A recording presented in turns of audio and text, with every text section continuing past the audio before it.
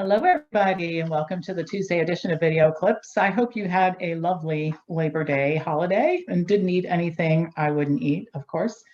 So let's start with just a couple of announcements. Fall semester starts this week, actually tomorrow, with the Diet and Lifestyle Intervention course.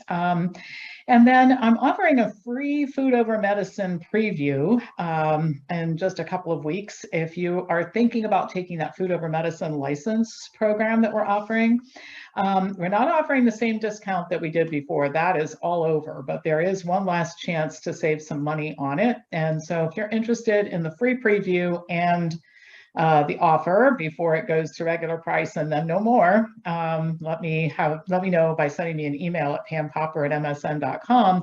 And if you're in a situation where you think, oh my gosh, those people at Wellness Forum offer so much and I don't know if this is what I should do or if I should do something else, send me an email. I'll send you some stuff to look at. I'll be happy to set up a phone conference to talk to you about it one-on-one and help you figure out what you want to be when you grow up. So I can help you with that. And then last but not least, if you're a member of Wellness Forum, I'm offering orientation sessions to show you how to take advantage of your membership benefits, because what a lot of you have been saying for a long time is you guys offer so much and I get so much for what I'm paying. I don't even know where to start. So I just take people on a tour of our websites and libraries and show them how to navigate and what they get special prices on and all that sort of thing. So if you're a member and you haven't participated in one of these, I offer one evening and one day time every month.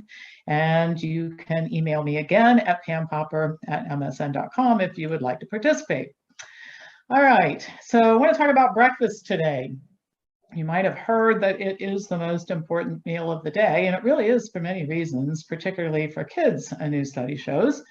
Not only is the meal itself important, but as it turns out, where breakfast is consumed and what foods are consumed are just as important as well. A study was conducted in Spain involving 3,772 Spanish children and adolescents aged 4 to 14. Parents and guardians were asked whether their children ate breakfast, which foods they tended to eat, and whether they ate breakfast at home or elsewhere. The parents were also asked about psychosocial health of their kids, issues like emotional problems, behavior, hyperactivity, interactions with peers. Researchers reported that kids who skipped breakfast had more behavioral problems than those who did not. The same was true for kids who ate breakfast away from home instead of at home.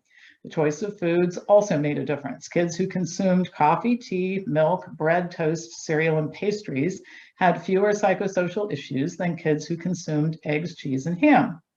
Now, several things I want to talk about in relationship to this study. Normally, I do not like studies regarding diet that involve self-reported data. There are some important differences with this study, however, and the first is that the questions were general, eating breakfast at home or away. Most people, including kids, do one or the other, and most people eat breakfast or not, generally speaking. Those are pretty clear questions to answer. There was no attempt to determine the calorie density or the specific diet that the kids were eating. Parents and guardians were just essentially asked if the kids were eating predominantly carbohydrate foods or animal foods and questioned about beverages.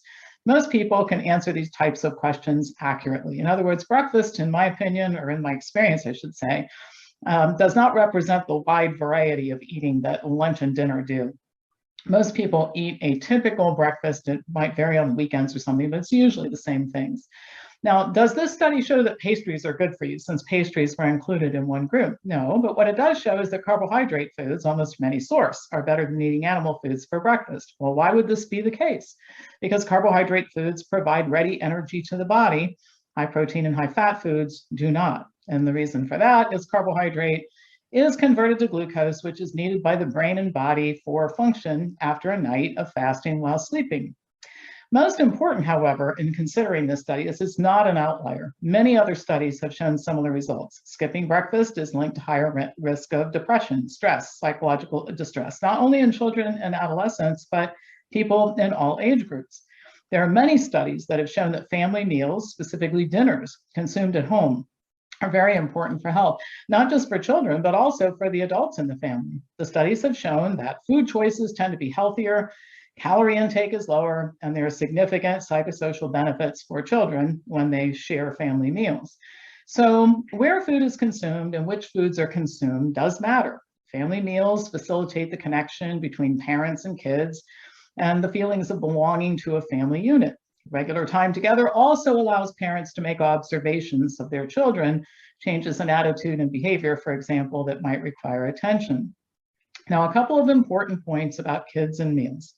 For years, I've been advising parents about the importance of both breakfast and dinner. In the case of breakfast, adolescents often skip it because school schedules force them to get up in the middle of the night to take the bus to school. I mean, I've had kids telling me for years they sleep on the floor outside of the classroom for 15 minutes before homeroom starts.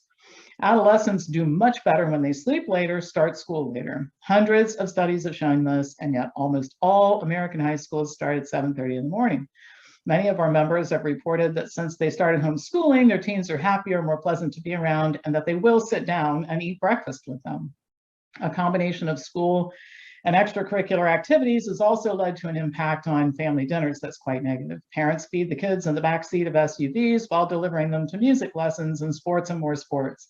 The perpetual motion, kids busy from early morning until late at night when they finish their homework and fall into bed, it's not good for them or for their very tired parents. Not much about this pandemic was good, but a break from all of this busyness did show some parents, how insane life like this really is, and many aren't returning to it.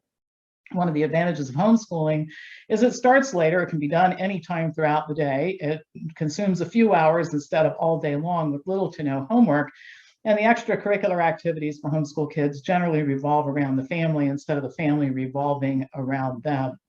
So the take-home points: eating healthy foods at home with families is best for kids, and it's actually better for the adults in the family too.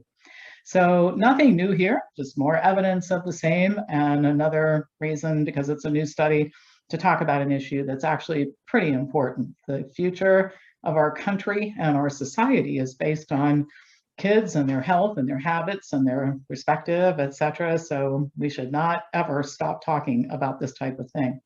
All right, that's all for today. As usual, pass this on to anybody who you think would benefit from watching it, and I'll be back to you tomorrow with more news.